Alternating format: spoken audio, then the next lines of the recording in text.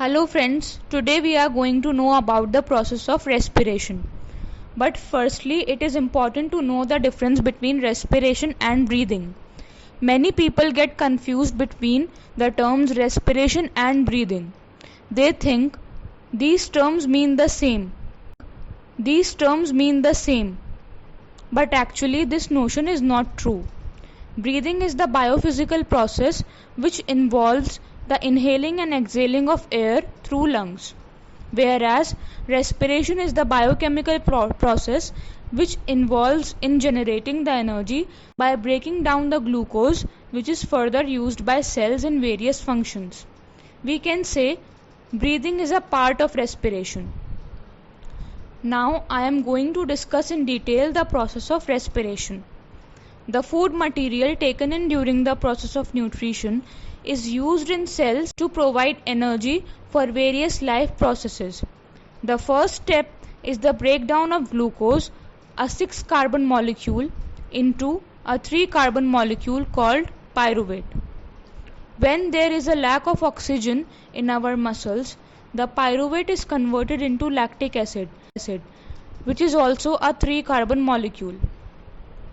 Basically, there are two types of respiration: aerobic respiration and anaerobic respiration. Aerobic respiration takes place in the presence of oxygen. It always takes place in mitochondria, which is a cell organelle. And in this process, the 3-carbon pyruvate is converted into 3 molecules of carbon dioxide, and the other product is water.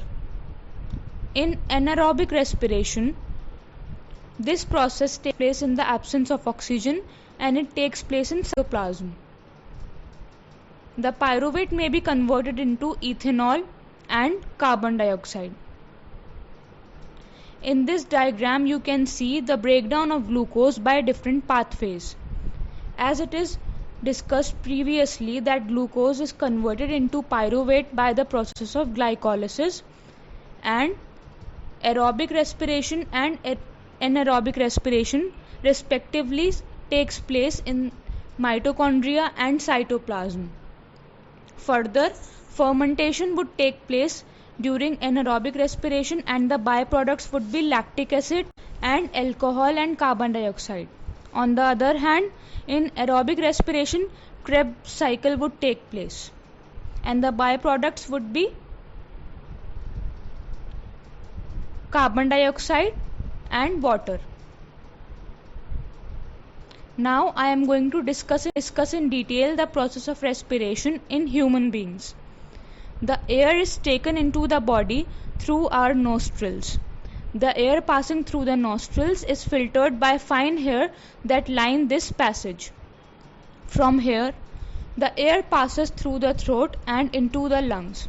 Within the lungs, the passage divides into smaller tubes which finally terminate in balloon-like structures which are called alveoli. The alveoli provide a surface where the exchange of gases take place. It is very important to remember the function of alveoli during the process of respiration. The walls of alveoli contain an extensive network of blood vessels. When the air is sucked into the lungs, it fills the expanded alveoli. The blood brings CO2 from the rest of the body for release into the alveoli, and the oxygen in the air is taken up by blood vessels to be transported to all the cells in the body.